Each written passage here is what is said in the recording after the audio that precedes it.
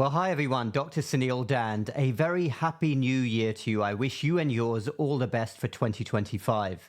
And I wanted to have a chat with you about why I'm cautiously optimistic about the new year ahead and some big changes that may hopefully, fingers crossed, be coming. Now, I am going to put this all into a summary as well. I know a lot of you are already on my newsletter.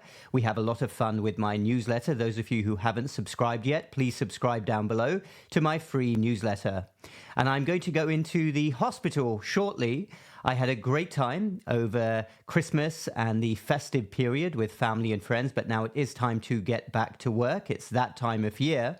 And I know a lot of you have big hopes for 2025. By the way, my video yesterday on the amazing health benefits of neem, I think a lot of people were confused when I talked about my birthday and thought that it was my birthday.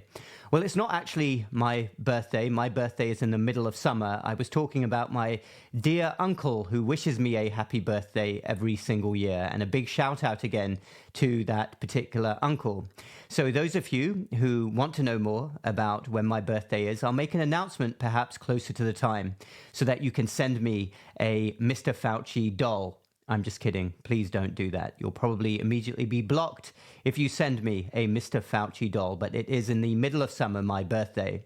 And we're going to have a chat. This is not my usual type of video. A lot of you commented when I made my last video over a good old cup of tea, which I have here, my tea containing Indian spices. And I am working out how I can make a video, what sort of format it will be on my tea recipe. Contains a few spices, including cardamom, ginger, and also cloves, but delicious cup of tea here. And hopefully you can join for this chat with a cup of tea or coffee, whatever you prefer. And those of you who commented that you like this style of video, this is for you. For those of you who like good old-fashioned, blunt Dr. Dhand, short, succinct videos, don't worry. Those videos will also be coming soon.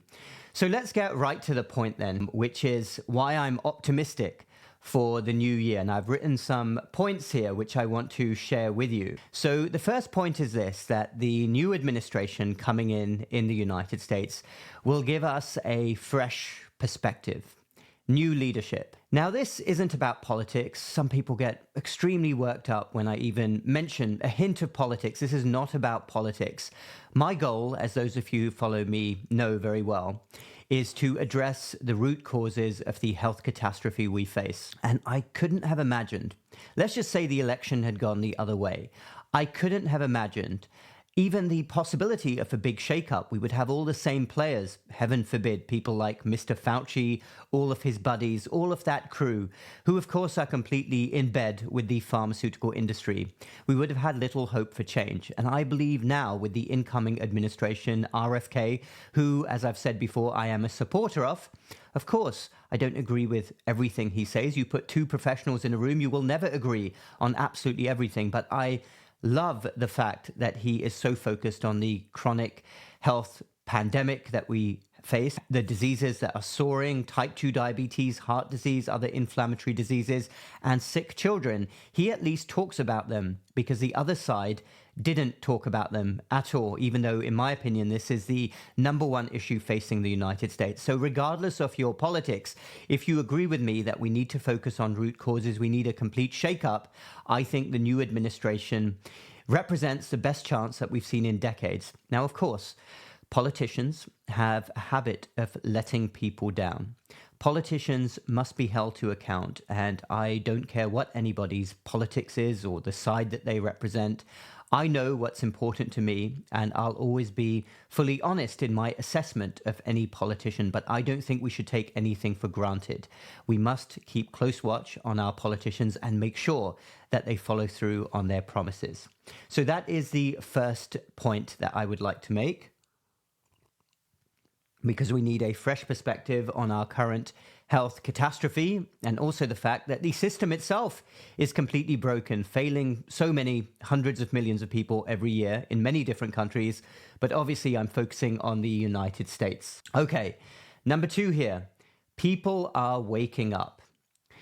I really sense that people are waking up slowly. Obviously, we've had some changes in social media platforms over the last couple of years where people are allowed to speak freely. Isn't it bloody weird in a way, pardon my French, that I would even need to say something like that. I mean, this is America. I grew up in the United Kingdom, which also prides itself on being a free country.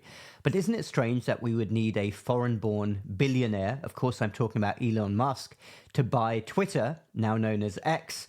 By the way, as well, please follow me on X if any of you are on that platform. I really am amazed that it would take something like that to happen because things were so bad. Don't forget that, and that's why we shouldn't take anything for granted between 2020 and 2022 in terms of censorship. And now, thankfully, there's more freedom in discussions, and we are seeing an absolute onslaught of these open discussions, talking about things which were taboo before, like the corruption at the top of government, what's going on with food corporations, wanting to get to the bottom of why farming practices seem to have completely fallen by the wayside. And of course, talking about side effects of certain medications and injections, you know what I'm getting at. But now there's a lot more freedom in terms of talking about that. And we can see people are really waking up here. So from everything I mentioned, including processed foods, side effects of medications, lifestyle choices, we are seeing a lot more skepticism of the medical establishment as a whole and what they represent. Let's be honest, they're complete lies. It pains me to say that. Trust me, I take no pleasure. I pride myself on being very blunt. I am going to be perfectly honest and transparent about everything that I'm seeing. And if people want to debate me, they can absolutely do so. But I think the medical profession is absolutely lost. They've strayed so far away from the principles of Hippocrates, and our leaders are a complete disgrace. And I am so pleased that more people are waking up here and they're demanding better answers. And we see that everywhere online. Okay, number 3 here. There is a shift away from the pill for every ill mentality. This is a part of the medical paradigm which has taken hold over the last couple of decades. I mean, I speak to a lot of people who are in their 60s, 70s, 80s. I was speaking to a close family member actually the other day who said that healthcare has changed a lot. We've got more technology, but she honestly thought that things were a lot better 20, 30 years ago, even longer, 40, 50 years ago. You could spend time with your doctor. You could simply show up and sit down with your doctor and they would give you common sense advice. And often that advice would center on lifestyle. This is obviously my main area of expertise. And I remember even when I was a boy that a doctor would give you a stern talking to. You need to get up. You need to move more. Oh, you're depressed because you have nothing to do. Get your act together. But that paradigm has completely shifted. And of course, this is a movement that started at the beginning of the 20th century with Rockefeller, etc. I've talked about that before. And wanting to deliberately move away from anything natural. Now, I'm a huge believer in natural remedies wherever possible. I think a lot of them are far better than a lot of the pills and injections that are thrown at people. And we are certainly seeing an awakening. And people more and more are talking and discussing things away from the pill for every ill mentality, whether that's something simple like going for a walk in nature, getting together with a community, cutting out all of these fake garbage processed foods which are propagated by food corporations, and then of course the medical establishment, the medical industrial complex basically profits when people get sick. It's a vicious, disgusting circle that people are in. And also other natural compounds. I'm a huge believer. I've consumed natural supplements for many years. I believe in their potency. I've seen a lot of research, whether we're talking about turmeric or ginger. By the way, any of you that would like to know more about the benefits of turmeric and ginger and other compounds which have been shown in many studies, and feel free to watch any of my videos on these compounds, natural compounds that people have been consuming for many years. I'll include links up above. Feel free to click on any of those, do your own research, make sure anything is right for you. But there are an array of natural supplements. I can probably think of 10 to 15, which are absolutely amazing. And there is more talk about this. People are realizing more and more of the benefits, and they're realizing that many of these, if they were actually studied properly, would show far greater benefits than many of the medications that people take on a daily basis. So all of that information is out there, and you're seeing more and more people move away from the synthetic compounds, which are very profitable for the establishment. I'm not saying that medications are never needed. Of course, that's not what I'm saying. People like to go in extremes here. I'm simply putting forward common sense solutions, which I believe that doctors used to promote much more a few decades ago, but things have gone so badly wrong. Doctors immediately now are almost indoctrinated to jump to a pill or an injection.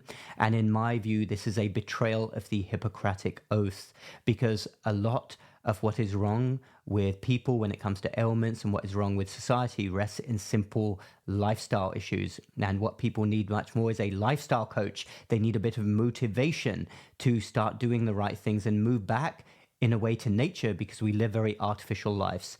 So that is point number 3. I see a big shift away from a pill for every ill mentality. Of course, the medical industrial complex is going to fight back, because that's not what they want. They do not profit when people are healthy. Number 4, technology as a catalyst for change. Technology. Let me have a sip of tea here. As I talk about technology, I'm sipping some of my ancient tea. Ancient because these are ancient spices that I put in my tea, which, by the way, has been shown. Tea, amazing benefits of consuming tea. And it's a shame all of these natural things around us are not properly studied. We're all in on technology, or the establishment is all in on technology and wanting to have the dollars flow in. And people get sicker and sicker. But anyway, I go off in a tangent there. Let's get back to technological changes. Now, I have touched on artificial intelligence, AI, and I know this is a buzzword. Many of you may not fully realize what AI is capable of doing already at its early stages. But this is going to be a true game changer. Mark my words. We're seeing the first signs that it is going to upend the medical industry. But I'm so happy that this is on the horizon, because no industry needs a shakeup more than the medical industry. Doctors are attached to old ways of doing things. Historically, it's a very arrogant profession. Doctors, we know best. You must do what we say. But because of AI, patients are going to be able to get answers very quickly, and often better than from a doctor. And the good doctors will really stand out from the bad doctors, who are total robots. They only follow protocols, because guess what? Your patients can get better answers, or will soon be able to get better answers, from artificial intelligence. And there's other things that AI will be able to do as well, including better diagnostics. So watch this space. This is all coming. And of course, we have to make sure that AI is in the right hands. It's not in the wrong hands. In other words, people who want to use it to improve, quote unquote, efficiency, make healthcare more like an assembly line, and increase profits, of course, that's ultimately not what we want. Okay, so doctors, watch out. AI is coming, and you better find a way to return to the principles of Hippocrates. Be a good doctor in the traditional ways. Communicate well. Have energy. Let your enthusiasm for patients getting well rub off on your patients. It's not all about following tick boxes and protocols. All right, number 5, the opportunity of rock bottom. This may seem like a strange one. It might seem counterintuitive, but I believe that we're very, very close to rock bottom. I mean, how much worse can things get? Every single day, I hear more and more stories about how healthcare is failing hundreds of millions of people. People are getting sicker. Those chronic diseases are going through the roof. More and more medications are being prescribed while people are getting sicker. I mean, think about that for a broken paradigm. People get sicker, more medications are prescribed, and then people get more sick, and more medications keep getting prescribed. Name one other industry where you can fail in a vicious circle like that. But that's what's going on right now with the medical industrial complex. Costs are, of course, skyrocketing. I've seen some estimates that if costs keep increasing, basically healthcare will be the entire GDP of the country. So every single tax dollar, there will be no police, there will be no schools, there will be no universities, there will be no military, there will be no roads. Simply unsustainable. The trillions of dollars that are being spent right now, mostly on chronic preventable diseases. Everybody out there seems to be utterly fed up. Healthcare is failing, no matter what country you're in. Whether you're in the United States, you're angry with the system, you supposedly have good insurance, still can't get what you need. It's more difficult every year to see a doctor, and costs are increasing all the time while the system is getting worse. And ultimately, your health seems to be getting worse as well. Or we're dealing with a system like the United Kingdom, a government-funded healthcare service, which is also completely and utterly broken and failing so many people for so many different reasons. We are very close to that rock bottom. And sometimes in life, this could apply to anything. It could even apply to anybody's personal situation, but it also applies to systems. Sometimes systems need to completely fail and hit that rock bottom. And when that rock bottom occurs, then new ways out, new paths out, new ideas, new innovation emerges on how people can get a better service. And I think, sadly, we're very close to that rock bottom. So watch that space. So then, those are 5 reasons then why I'm cautiously optimistic that 2025 is going to herald the beginnings of hopefully a new healthcare delivery system, a new focus from the top of the healthcare administration. Our leaders will, fingers crossed, start focusing on the right things that will actually move the needle. I hope other things will happen as well, like RFK has talked about banning pharmaceutical ads in the United States. I mean, you have to be in the US. For my watchers who are overseas, if you come to the US and turn on the TV, that's often the first thing that strikes you. The pharmaceutical industry and their advertising is out of control. There are only 2 countries which allow pharmaceutical advertising, the United States and New Zealand, go figure, of all countries. An unusual and unexpected country to be so closely aligned with the pharmaceutical industry, but nevertheless, as far as I'm concerned, big pharma ads everywhere, whether we're talking about cable TV, whether we're talking about online, should be banned right now, like most other countries out there. So a lot of things need to happen, but ultimately, this is about you. This is about your health. With each passing year, as everybody gets older, risk of certain diseases go up. And everybody needs a good healthcare system. You want to know that the system that you've paid into, whether you've been paying taxes, whether you pay insurance, will really be there for you when you need it. And above all else, you want good professionals to deal with your problems. You want good doctors, you want good nurses, you want to feel comfortable in the hospital that your problem is being taken care of, or you want to feel comfortable that when you go to an outpatient facility, a clinic, or an office, that they are going to treat you with respect. You are going to have doctors who show empathy and compassion and really strive to fix your problem, because healthcare is a truly unique field. I still believe that. Of course, I am somewhat jaded with everything that I've seen over the years, especially the last few years of the pandemic.